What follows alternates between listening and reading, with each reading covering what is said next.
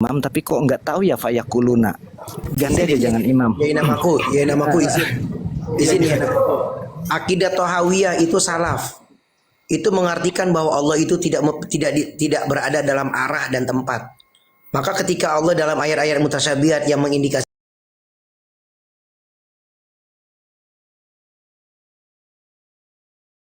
taltazimu ya, harusnya itu tastalzimu. Uluhiyah. Berarti ini ada muinfikak antara rububiyah dan uluhiyah. Ketika rububiyah jelaslah uluhiyah. Ketika uluhiyah jelaslah rububiyah. Begitu ya? Dunal aks ya, ya. Dunal aks. Dunal aksi. Iya, dunal aks. Berarti nisbat rububiyah sama uluhiyah umumun wa khususun bil itlaq begitu. Iya, jadi kalau yang dikatakan Syekh Ibn Taimiyah itu ar-rububiyah tastalzim al-uluhiyah wal uluhiyah tatadammanu ar-rububiyah. Berarti bukan tastalzim itu pengertiannya, karena tastalzim itu iltizamiyah, dilalahnya itu dilalah iltizamiyah. Nah, ini perbedaan mantiknya Ibnu Taimiyah dengan para ulama salaf mungkin di sini. Coba sekarang mantiknya Ibnu Taimiyah tentang tastalzimu itu seperti apa pengertiannya? Ilmu mantiknya Ibnu Taimiyah. Tidak bicara di mantik ya. Ya, kalau sudah bicara tastalzimu itu sudah mengarah ke mantik. Kalau tidak mau mengarah ke mantik jangan bawa tastalzimu dong. La al-aslu an nafham al-lugha ya. Begitu. Juziyat. Awal syai' al-faham, yakni bahasa Indonesia saja, saya tidak paham bahasa Arab, Bang. iya, artinya ketika kita sudah memahami teks, jadi kita tidak butuh kecuali untuk yang ingin takhusus ke dalamnya. Kita sudah Ini arti istalzama. Istalzama ini artinya. apa itu ya? Anak nggak bisa baca ya, nggak kekecilan kayaknya. Istalzama ini artinya memandang wajib ataupun memandang perlu ataupun memerlukan ataupun Iya, menghendaki. Iya, memerlukan, iya. Membutuhkan, memerlukan. Dalam kamus Al-Munawwir. Iya, dalam sama dengan yang Menjadikan juga. iltazamal amal aujabahu ala nafsihi. Menjadikan atas dirinya. Ini menjadikan. Jadi artinya ini banyak. Jadi tastalzimu di situ apa yang diambil? Istalzama itu memerlukan, membutuhkan. Kalau mau di Indonesiakan. Kalau mau dalam pengertian bahasa untuk dipermudah kepada orang lain, artinya ketika kita mengakui bahwa Allah adalah Rabb, maka wajib bagi kita untuk mengesahkan Allah dalam ibadah. Itu bahasa mudahnya. Oke. Kenapa penggunaannya itu tastalzimu tidak tahtaju? Ya, Kenapa penggunaannya itu tastalzimu tidak tahtaju kalau memang artinya membutuhkan? Ada rahasia apa di kalimat tastalzimu? kan ada kata lazima ya. Oh, ada kata lazim. Iya, Kalau lazim ada malzum dong. wujud iya. Oke. Kunci di sini. Lazim dan malzum bisa tidak terpisah. Lazim dan malzum. Bisa tidak terpisah. Maksudnya terpisah di sini, apakah ada yang menganggap bahwa apakah ada yang Begini. Contoh mudahnya begini ya. Malzum dan lazim. Ketika kita paham atas, bisa tidak kita tidak paham bawah? paham atas. Anda tidak masuk dalam pembahasan yang terlalu detail begini ya. Nah, ketika kita paham atas, secara otomatis malzum lazim maka kita itu paham bawah. Tidak mungkin kita paham atas tanpa paham bawah. Itu artinya paham atas dan paham bawah itu malzum dan lazim. Berarti rububiyah dan uluhiyah ini malzum dan lazim. Betul tidak? Tidak bisa terpisah antara rububiyah dan uluhiyah. Oke, terus jadi lanjutannya? Lanjutannya ketika berrububiyah maka dia sudah uluhiyah. Oh, belum tentu ya ini. Contoh apa? Belum Ya, oke. contoh ini. Belum tentu. Nanti Yai, dulu, contoh contohnya gini, contoh api itu, api kan malzum, yang melazimkannya itu panas, itulah lazim, gitulah contohnya lebih mudah. Oh itu begini contohnya ya, begini ya, anak kasih contoh yang ringan aja. Apakah masuk ke kaidah yang antum katakan itu? Misalnya, saya meyakini bapak ibu saya adalah orang tua saya yang melahirkan saya. Satu. Oh, jangan bawa-bawa yakin. Yakin itu setelah ada logika, Bang. Iya tunggu kan, saya ini contohnya aja dulu ya. Yakin itu ketika kita sudah berlogika, baru ada yakin. Itu Ustadz Darul Kimah itu nggak konkret dia. Artinya yang pas masalah malzum sama lazim tadi itu seperti api itu kan malzum. Yang melazimkannya itu panas, itulah lazim, itu lebih pas lagi. Tapi kalau ke situ memang harus membutuhkan logika, apa kata Kiai namaku tadi. Lanjut. Iya Pare, iya. Artinya ini kan kita mempermudah gitu. Kita bicara ini kan untuk mempermudah, untuk dipahami orang, bukan yang takhasus, yang punya takhasus dalam mantik ini. Artinya hataddin liyufham kullin nas. Din agama ini agar dipahami oleh seluruh manusia. Kalau kita menjelaskan dengan cara seperti itu, agak sulit untuk memahami juga. Karena takhasus bukan di mantik. Nah, ini ya. Sehingga itu membawakan narasi tadi bahwa orang tua itu, kenapa bilang orang tua? Karena kalau kita yakin bahwa bahwa si A adalah orang tua kita, maka kita wajib berbakti kepada dia. Itu kan logika yang dibawa itu kurang apa, kayak kurang tepat apanya arahan tasawurnya. Contoh gini aja, lebih baik gini dia. Contoh di mana ada api pasti di situ ada panas kan gitu. Itu lebih enak lagi dia. Iya, panas kan sifatnya api. Panas kan sifatnya api. Itu sifatnya api. Satu lagi sifatnya pegawai. Seandainya nih sekarang nih Ustadz Darul Kimah pegawai di Kementerian Agama. Ya, cocok. Ini cocok. Ustadz Darul Kimah pegawai di Kementerian Agama. Seorang pegawai dituntut untuk bekerja di Kementerian Agama. Untuk sekarang kalau Ustadz Darul Kimahnya nggak bekerja, tiap hari cuma duduk di rumah doangan, bisa nggak disebut pegawai? Enggak. Berarti kan kata-katanya begini, pegawai itu ya otomatis harus bekerja di instansi yang terkait. Ya, artinya harus mematuhi. Ya, itu otomatis aturan. Bahasa simpelnya itu sebetulnya otomatis. Tapi ada juga kan yang ngeyel. Bahasa kamusnya ini begini, menuntut untuk memerlukan kepada itu. Itu kan bahasa kamus. Bahasa yang simpelnya itu otomatis. Pegawai itu otomatis bekerja. Kalau bukan bekerja, namanya pengangguran, nggak bisa disebut pegawai. Bib, maaf Bib, di sini hujan Bib, saya parkun dulu. Nggak kedengeran. Siap. Artinya begini, bisa kita katakan otomatis. Kenapa? Walaupun ente menolak dalam hal ini, karena memang sifatnya itu memang harus begitu. Kalau nggak bisa sifatnya begitu, seperti tadi api otomatis panas. Kalau api ada api tapi nggak panas, ya bukan api namanya. Kalau pegawai tapi dia nganggur mulu di rumah, ya bukan pegawai namanya. Karena pegawai itu otomatis harus bekerja dengan instansi yang terkait. Saatnya bekerja di mana? Pegawai pemerintah, pegawai Kementerian Agama, ya dia harus bekerja otomatis harus bekerja di Kementerian Agama. Walaupun bahasa kamusnya dituntut atau memerlukan kepada seandainya. Ya itu artinya secara simpel otomatis. Iya, kalau masuk ke logika Habib tadi cocok. Jadi apa ya? Jadi begini, kalau di kami itu kan bahasanya begini ya. Panas, ya, api itu bersifat panas. Nah, panas itu kok imatun, bicara yang santai-santai akhirnya tidak harus sampai ke sini, ya malah tidak jadi nanti. Karena ini tauhid ini kan kita tahu yang krusial sekali ya dalam agama ya. Bukan sekedar dikecapi saja. Tapi kan ini memang yang paling inti sekali. Lah untuk yang paling inti ya harus dikupas seperti ini. Siap. Ini dalam kamus, di dalam kamus saya bacain ya. Arti istiltazama, mengharuskan. Mengharus, tidak boleh tidak. Pegawai bisa disebut sebagai pegawai karena dia sifatnya bekerja. Kalau dia nggak bekerja, maka dia bukan sifat pegawai.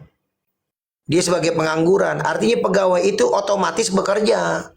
Bahasa simpelnya. Bahasa kamusnya mengharuskan atau memerlukan. Artinya sesuatu hal yang sangat penting yang terikat seperti api, panas, mengharuskan panas. atau mengharuskan panas api itu. Bahasa kita yang boleh gak kita tetapkan otomatis api itu otomatis panas? Ya benar, nggak ada api yang dingin. Gitu kecuali mukjizat ataupun lain khariqul ada. Secara ada itu otomatis. Bahasa kamusnya mengharuskan.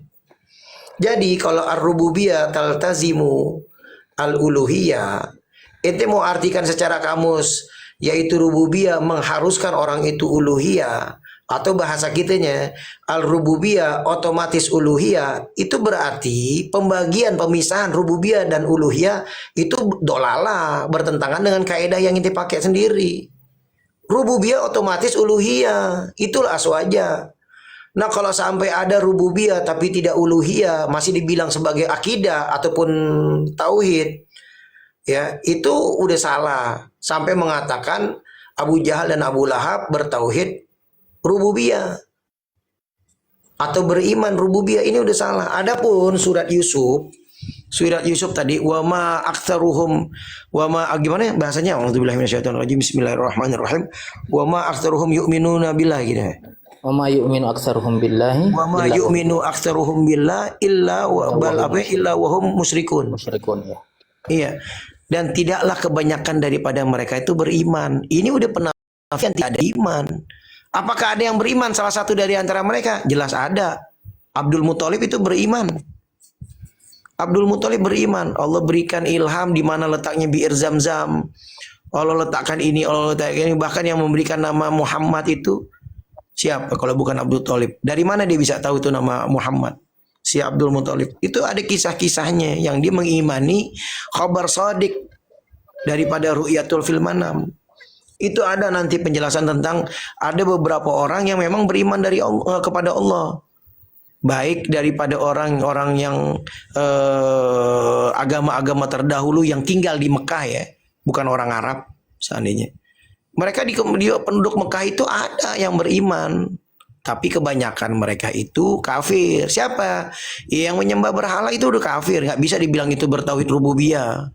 Tapi fail dalam uluhiyah. Ya nggak bisa begitu. Kalau begitu berarti udah memisahkan antara rububiyah dan uluhiyah, dan kaidah ini terpental dengan sendirinya dari Ibnu Taimiyah. Ibnu Taimiyah ini memisah-misahkan rububiyah dan uluhiyah, tapi di saat yang sama dia menyatukan.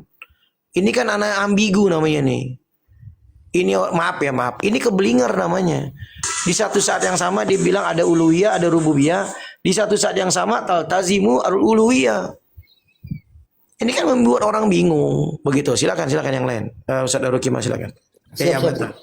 Sehingga itu Bib, ana apa namanya Bib ya? Di diskusi yang ana sempat lalui, ana itu kan pembagian ini kan memang takrirnya datang dari Ibn Taimiyah Bib ya. Sehingga itu ana pernah minta bahwa apakah ada seorang ulama yang memang di zamannya Ibn Taimiyah yang memang langsung mencela pembagian tiga ini. Artinya yang memang langsung sesama dengan Ibn Taimiyah langsung mencela, karena kita tahu bahwa Ibn Taimiyah tentunya banyak nikosh dengan ulama-ulama lain seperti Al-Imam As-Subki dan yang lainnya. Gini. Anda mau tanya, pernah gak Ibn Taimiyah di penjara? Iya, kalau penjara ya, tapi khusus yang beberapa kali kan? Ya. Beberapa kali kan? Ya Bib. Ya berarti yang menentang Ibn Taimiyah banyak. Iya. Sampai di penjara gini. Iya, siapa tahu ada data kaul dari mereka itu tentang taksim tauhid. Kalau pencelaan tentang taksim itu di zaman itu tidak ada, tapi kalau zaman setelahnya itu ada. Terus kemudian Ibnu Taimiyah ini kan secara global ya, di penjara ini karena akidah. Yang terakhir itu bab karena satu kali bab fikih ya, karena talak 3 dianggap 1. Tapi paling banyak bab akidah loh, paling banyak. Dan kita melihat bahwa ketika di penjara itu malah beliau lebih gacor lagi nulisnya. Talbis. Lebih gacor lagi. Coba kita telusuri berapa kali beliau di penjara. Nah itu berapa kali bab akidah, berapa kali bab fikih. Siap ya. Ana kalau masalah penjara tidak penjara, ana tidak terlalu masuk ke situ, Bib. Cuma ana mencari kaulnya ulama, karena ini memang kita lihat di zaman Ibn Taimiyah ini memang bersih tegang tentang akidah juga. Ini ada sering bahkan ana lihat tentang tawassul dan yang lain-lain. Sehingga itu anak butuh kaul gitu, karena kalau tidak ditanding terhadap pembagian ini, tentunya ini bermasalah juga ketika tidak ada ulama yang speak tentang ini, tentang taksim, khususnya tentang taksim itu.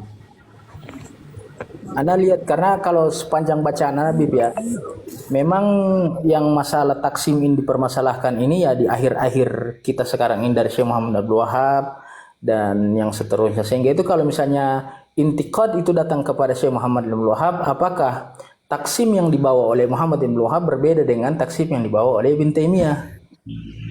Seharusnya kan seperti itu. Kalau memang akidah ini memang akidah kita sudah tahu memang sangat penting sekali. Kalau memang itu ada ya mungkin itu yang Anda sering minta tapi belum ada jawabannya ya, Bib. Oke, Anda kasih tahu nggak? Mau nggak Anda tunjukin bahwa Ibn Taimiyah setelah dia mengaku bertobat, dia bahkan kembali lagi kepada perilaku dia sebelum tobat. Bahkan dia mengarang kitab yang lebih dahsyat lagi. Setelah dia bertobat, dia ngaku bertobat. Dan ini dinyatakan oleh Ibnul Qayyim bahwa Ibn Taimiyah itu udah bertobat. Ada kalau nggak salah tuh ada kesaksian dari Ibnul Qayyim Al-Jauziyah bahwa Ibn Taimiyah bertobat. Tapi setelah bertobat, dia mengarang kitab yang lebih parah lagi. Tuh dari sini kan kita bisa paham, dari saksikan dari muridnya aja dikatakan dia udah bertobat. Berarti kan dia mengakui bahwa akidah-akidah yang pernah dia sampaikan ke orang-orang tuh salah dan dia bertobat, dia rujuk atau insaf. Terus akhirnya setelah itu dia mengarang kitab lagi yang lebih parah lagi daripada itu. Sehingga berkali-kali dia dipenjara. Nih aneh tampilkan nih sebentar makolatnya. Kan dulu lanjut yang lain. Ustaz Darul, kalau yang mencela tauhid tiga di zaman Ibnu Taimiyah ini kan ada tapi tidak banyak. Ini nanti pelan-pelan ya. Karena apa? Karena zaman itu belum dipopulerkan tauhid tiga ini. Bahkan ulama ketika Ibnu Taimiyah di penjara itu kan mereka berusaha mengkubur akidah itu. Terus kemudian dimunculkan lagi oleh Imam Muhammad bin Abdullah. Tapi Imam Taqiyuddin As-Subki ya 756 Hijriah. Ini ada di kitab As-Saifus Sakil Firadi ala Ibn Taimiyah. Tapi komentarnya juga nggak nyebut pembagian tauhid tiga secara tekstual ya, tapi menolak konsekuensinya dari pembagian. Iya, sehingga itu anak itu data yang juga anak cari minimal lah di 7. Kalau memang setelah 7 mungkin abad 8 atau 9 begitu. Kalau memang kita berbicara konsekuensi dari taksim itu, artinya yang menjadi konsekuensi adalah masuk ke bab tawasul dan iya itu anak sudah dapat datanya bahwa memang keras perdebatan di situ. Cuma taksim Terus ini ada ini Imam Ibnu Jabal ya.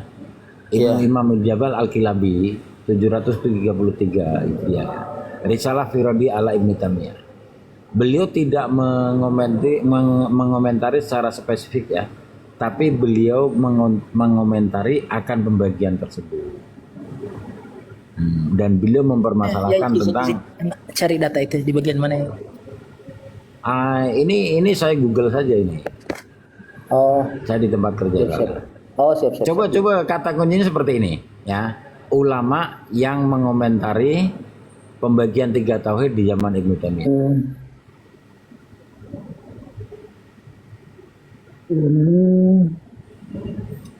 Terus kemudian kalau yang ke bawah itu kan ada ya nanti Ibnu Hajar Al-Haytami ya.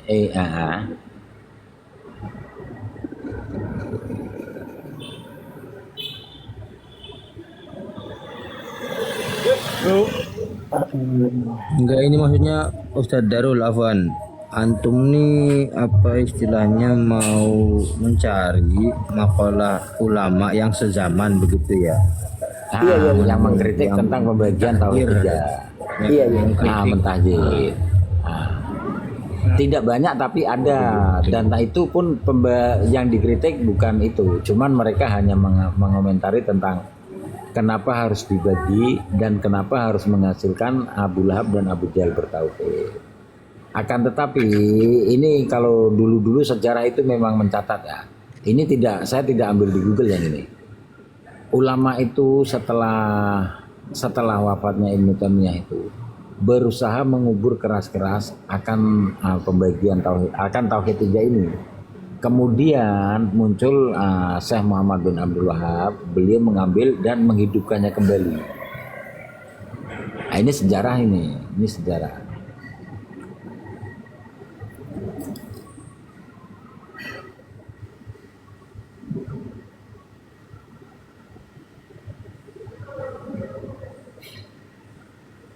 Sebenarnya itu kan istilahnya case-nya kan mirip-mirip kayak Al-Halaj gitu ya Ustadz Darul ya. Kayak Iya, ulama ini kan tujuannya niatnya itu Pak untuk Susanto, Pak Haji, Assalamualaikum Pak Haji. Nah, Pak Haji ini sudah lama ini nggak muncul ini. Kawan-kawan pengen dengar kabar antum Pak Haji. Sesekali disapa kita Pak Haji. Masya Allah. Waalaikumsalam warahmatullahi wabarakatuh Kiai Habibana. Saya kalau tadi melihat hari ini ada cara antum undang saya ke sana, saya terbang Pak Haji. Masya Allah, Masya Allah. Iya, saya rindu Susanto, duduk di sana. apa kabar Pak Haji Susanto, sehat? Alhamdulillah baik Bib. Malu saya kedatangan ulama besar Malaysia nggak bisa jamu tak. Waduh, nggak penting. Yang penting kita bisa ngerokok dan ngopi bersama, main catur itu sudah masalah. Siap. Kiai sehat ya? Alhamdulillah. Itu Mang sehat, Gus Ahmad sehat. Alhamdulillah bah sehat. Ngobrolin apa ini? Ngobrolin Pasir Kepuh mengakui bahwa 3 tauhid itu tidak dilakukan oleh Rasulullah. Masya Allah, alhamdulillah baru sadar ya. Itu acara apa tadi itu, Mbak Haji? Saya bulanan ini Kiai, bulanan biasa baca bulanan. burdah sama ngaji. Ustaz Darul Kima, dengan izin bicara. Ustaz Darul Kima. Tuh inti screenshot, inti bisa baca ulama siapa aja yang menentang di zamannya tentang akidah tajsim Ibnu Taimiyah. Ya. Dan di tahun berapa dan kemudian inti bisa baca lagi seterusnya setelah halaman itu. Setelah dia mengaku bertobat. Sebentar. Ini kok kamera? Nah, ini nama kitabnya. Ente screenshot aja nama kitabnya sama tadi ya.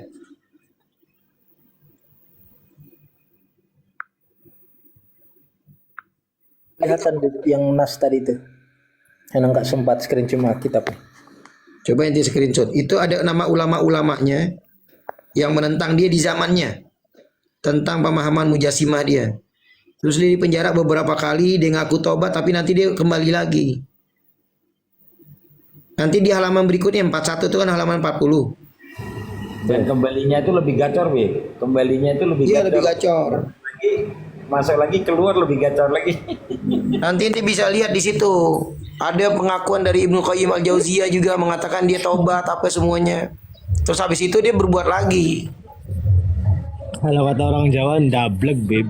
Iya. Nah, apakah inti masih mau ambil? Sebentar, Saudara Kima, Tapi apakah begini, setelah inti Ustaz, baca nanti ya, setelah inti baca, apakah inti mau ambil juga pembagian tauhid ini menjadi 3? Belum lagi kita bahas tentang itu, kita baru bahas rububiyah uluhiyah ya. Belum lagi kita bahas lagi asmaul sifat yang mereka menjisimkan Allah, yang menyebabkan Ibnu Taimiyah bertobat terus balik lagi berkali-kali sampai 5 kali di penjara.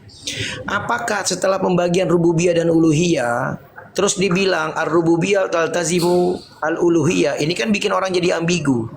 Apakah setelah lihat karakter terus buat lagi, ngaku tobat terus buat lagi sampai diakui oleh Ibnu Qayyim Al-Jauziyah tentang gurunya pernah bertobat? Ya. Apakah perkataan dia tentang akidah kita masih ambil? Ini baru kita bahas tentang rububiyah uluhiyah, belum lagi tentang asmaul sifat yang menyebabkan ulama-ulama di zamannya menentang dia dan sampai di penjara. Di satu sisi dibilang rububiyah dan uluhiyah, di satu sisi dibilang rububiyah dan uluhiyah terbagi, di sisi yang lain dia pakai kaidah ar-rububiyah ya taltazimu al-uluhiyah. Ini membuat ambigu, makanya nggak heran kalau aneh ngelihat Khalid Basalamah bilang Abu Jahal dan Abu Lahab, perhatikan mereka beriman kepada Allah. Dan di kitab Kaifan Nafhamu Tauhid karya Muhammad bin Ahmad ya, atau Ahmad bin Muhammad Basamil, itu dia mengatakan bahwa Abu Lahab dan Abu Jahal